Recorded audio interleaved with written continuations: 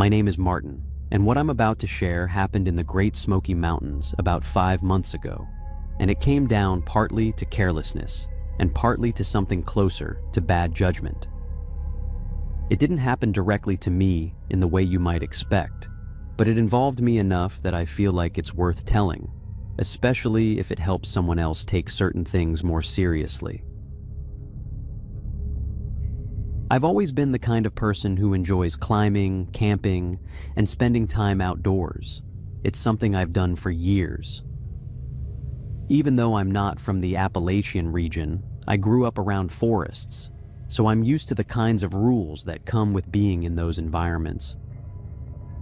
I won't say I believe every story you hear about the woods, but there are enough things that don't have clear explanations to make you think twice. Around that time, I had planned one of those short trips I like to take every now and then. Nothing extreme, just a few days away, and I had already booked a cabin in the Smokies. I was planning to bring my dog, Greggy, like I usually do. He's used to it, and he handles those environments better than most people I know.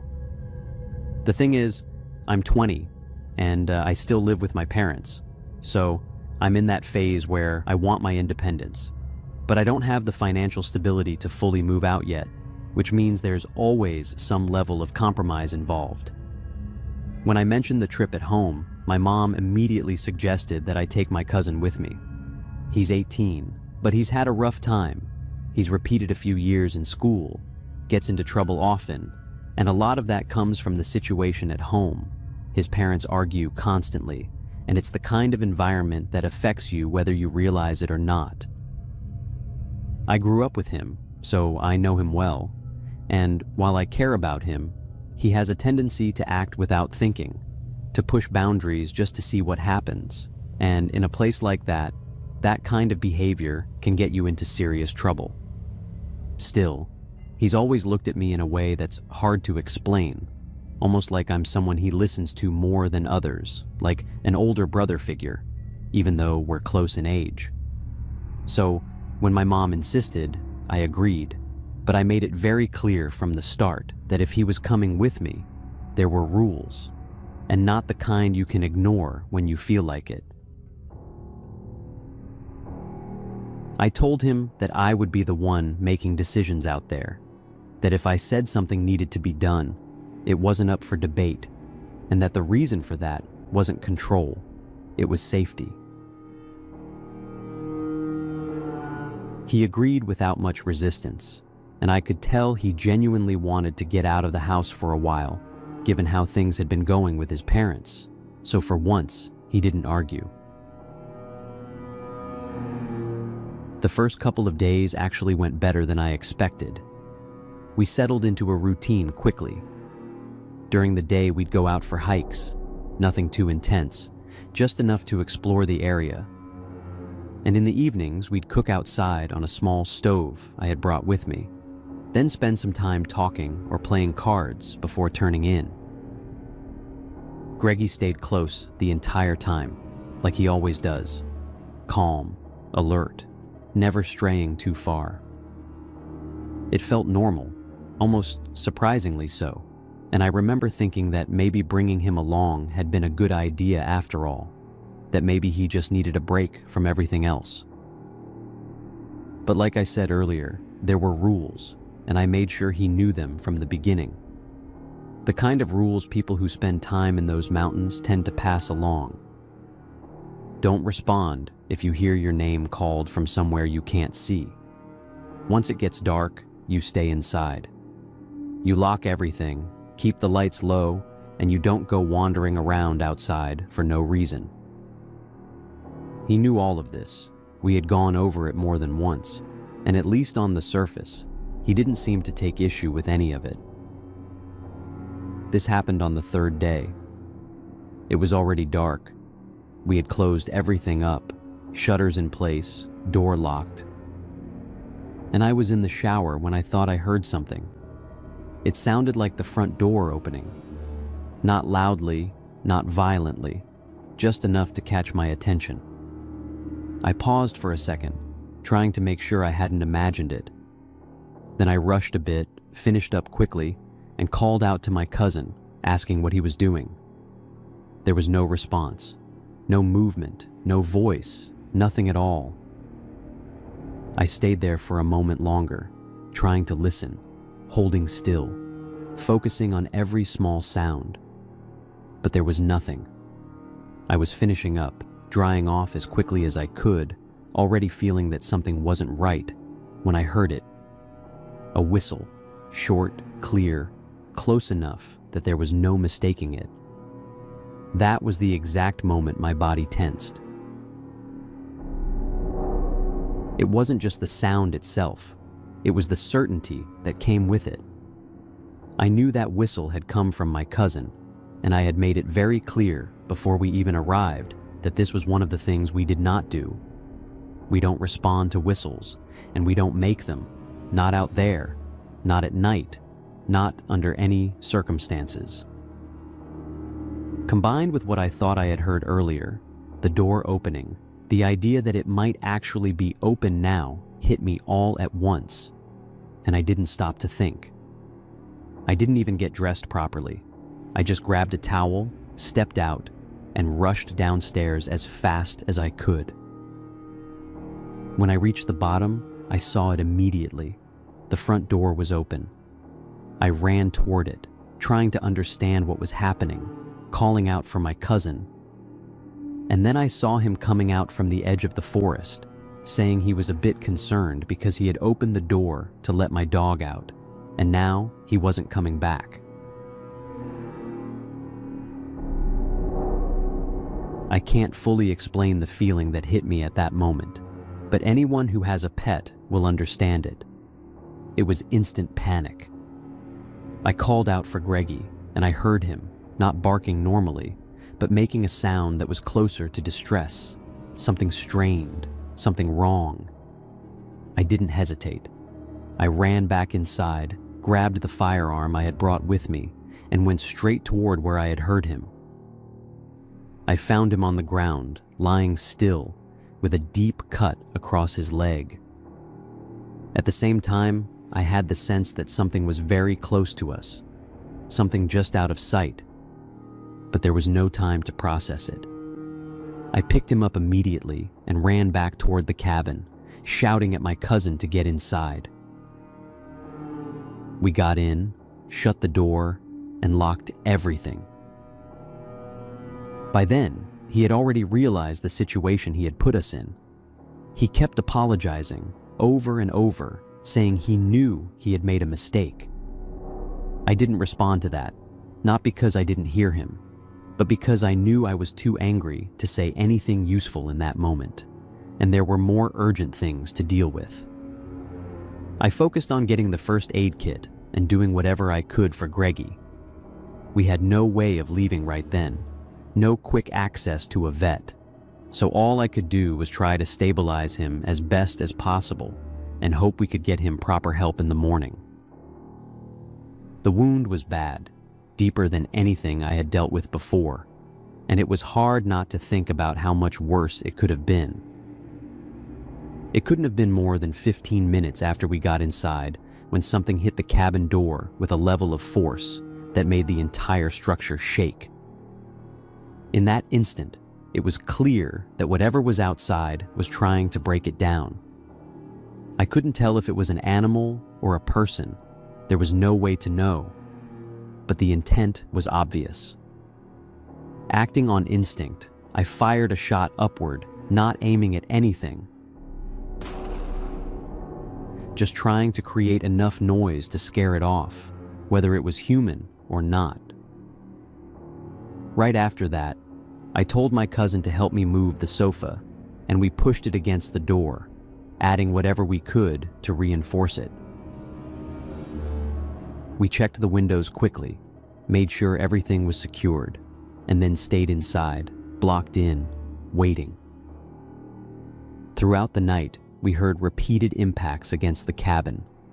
Not constant, but enough to make it clear that whatever was out there hadn't left.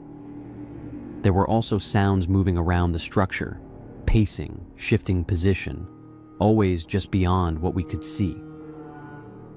We had no signal, no way to call for help, no one nearby who could hear us. My cousin was in full panic at that point, barely able to stay still, and Greggy was getting weaker, his breathing more shallow as time went on. I don't think I've ever been more afraid of losing him than I was that night. Eventually, around 6 in the morning, the noise stopped. Not gradually, just gone. We waited anyway, about an hour, making sure it wasn't coming back, listening carefully before making any decision. When I was certain it had been quiet long enough, I told my cousin to grab everything he could carry, and we moved. I picked Greggy up and held him as carefully as I could, and we ran straight to the car. We didn't look back, didn't stop, just got in and drove out of there as fast as possible. Once we were out, we contacted the authorities immediately, explained everything, told them there was something in that area with enough strength to damage a structure like that. They told us it likely fell under wildlife jurisdiction and directed us to the park rangers. When I spoke to them, they said there hadn't been any reports of large animals in that specific area that could cause that kind of damage, but they would still look into it.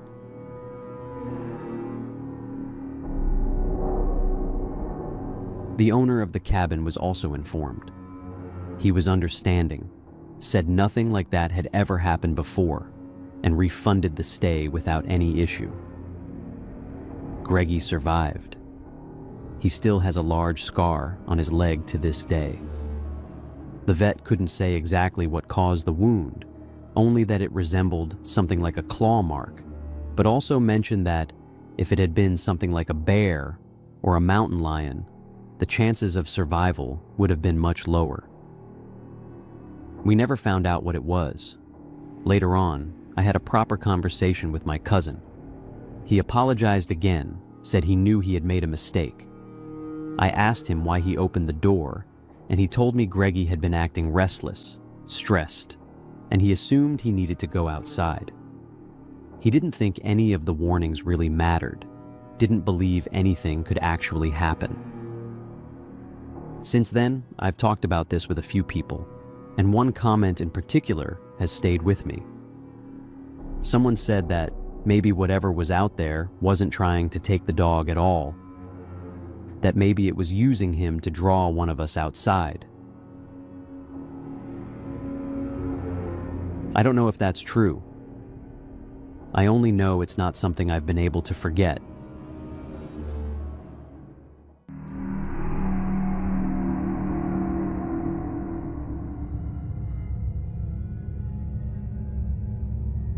My name's Dustin. I'm 18, and even though I should probably be done with school by now, I failed a couple of years along the way, so I'm still stuck there while most people I grew up with have already moved on. What I'm about to tell you happened just a few weeks ago in a part of the Appalachian Mountains I've known almost my entire life. My parents own a small cabin out there, nothing fancy, just something they've held on to for years because it means a lot to them. And because of that, I grew up spending a lot of time in those woods. Enough to know the trails, the shortcuts, the areas where you can move fast, and the ones where you really shouldn't. I still live with them, so I follow their rules more than I'd like to admit. But every now and then, I need space, and the cabin has always been that place for me. The problem is, they also know exactly what I tend to do when I'm out there alone, and they weren't too happy about the idea of me going this time. We had been arguing more than usual, nothing extreme, just the kind of tension that builds up when you're trying to have your independence while still living under someone else's roof, and they were pretty clear about not wanting me out there unsupervised. However, as always, I found a way around it. I told them I had something going on with rugby, that I'd been selected for a short training thing and needed to be away for a couple of days. It wasn't convincing, not really, but it was enough, and I'm not proud of it, but it worked. In reality, I packed my stuff and headed straight to the cabin, planning to spend 3 days there, just disconnect, do my own thing, and not deal with anyone. Only 3 people knew I was going. That's important, and it's something I haven't been able to stop thinking about since. Even though the cabin is comfortable enough, I've always preferred sleeping outside. It's something I got used to over the years, and it just feels better, less confined, more natural. So instead of staying inside, I set up my tent a bit further out, not too far. Just enough that I could still see the cabin clearly, but hidden well enough in the brush that you wouldn't notice it unless you were looking for it. I don't like being exposed in open clearings, never have, so I picked a spot where the terrain and the vegetation did most of the work for me. From there, I had a clear view of the cabin, the porch, the windows, everything. But I was covered on all sides. That night, everything felt normal. I had eaten, settled in, and was just lying inside the tent playing on my Nintendo, something simple to pass the time. It must have been around late evening and already fully dark when something shifted. I didn't notice it right away, it was subtle, but then I caught it, a light turning on inside the cabin. My body just shut down for a second. I knew for a fact I hadn't left anything on. I had double-checked before heading to the tent, and more importantly, no one else was supposed to be there. I had no idea how anyone had managed to get inside the cabin. I'm always careful with that kind of thing. I double-check everything before I leave, doors, windows, anything that could be used as an entry point. It didn't make sense. The only explanation that crossed my mind was that it had to be someone who had been there with me before, someone who already knew the weak spots. Every now and then, I used to throw small parties out there. Nothing too crazy, at least not at first. But even when you invite people you trust, they tend to bring others along, and after a while you lose track of who's who. Things would get a bit out of hand sometimes, and looking back, it's not that hard to believe that someone might have been paying more attention than they should have. I stayed completely still, staring through the small opening of the tent, trying to make sense of it, when I saw movement. 2 figures approached from the side of the cabin, moving with purpose, not hesitating, not looking around like they were lost. At the same time, someone inside opened the front door and let them in. I had no idea who they were. They were all dressed in black, and their faces were covered with something dark as well, masks or fabric. I couldn't tell exactly from where I was. There was nothing distinctive about them. Nothing I could use to place them. Even the way they moved didn't give me anything useful. Their posture, their build, the way they carried themselves, it all just blended together in a way that made it impossible to recognize anyone.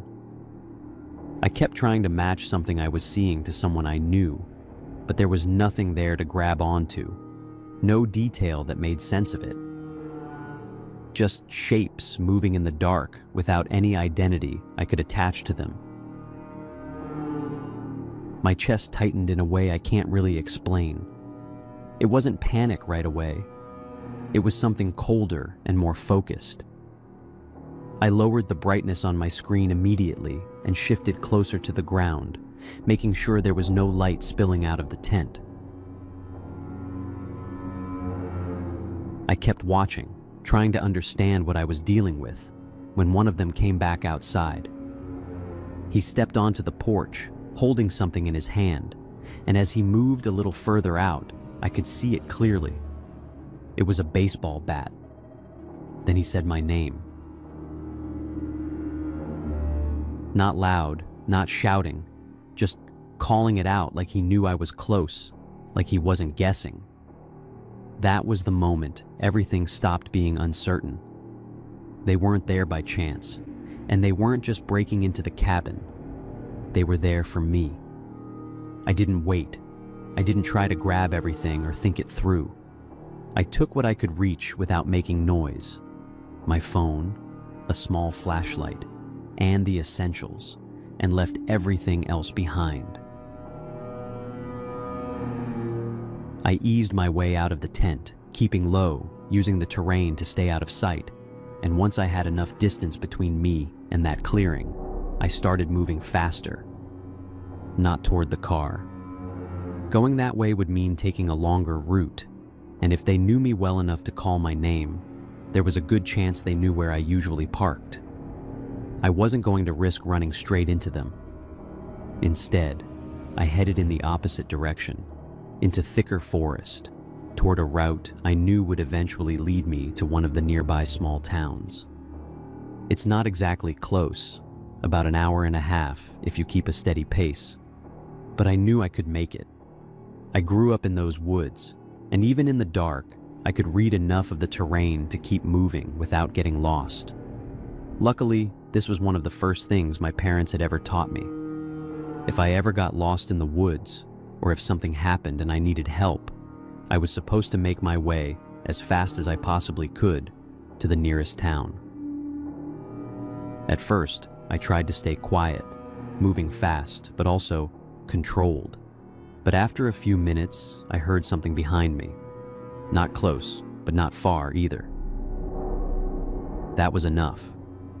I picked up the pace, pushing through branches, uneven ground, not caring about the noise anymore. My only focus was distance. Every now and then, I thought I heard movement, maybe more than one person, but I didn't turn around. I didn't want to confirm it. Time felt strange during that run. It could have been 20 minutes or an hour. I honestly don't know. But eventually the forest started to thin out, and I recognized where I was. When I finally reached the outskirts of the town, I didn't slow down until I saw lights from houses, until I knew I wasn't alone anymore. I went straight to a place where I knew someone would be, knocked harder than I ever have in my life. And when they opened the door, I must have looked completely out of it. I tried to explain, but it came out in pieces.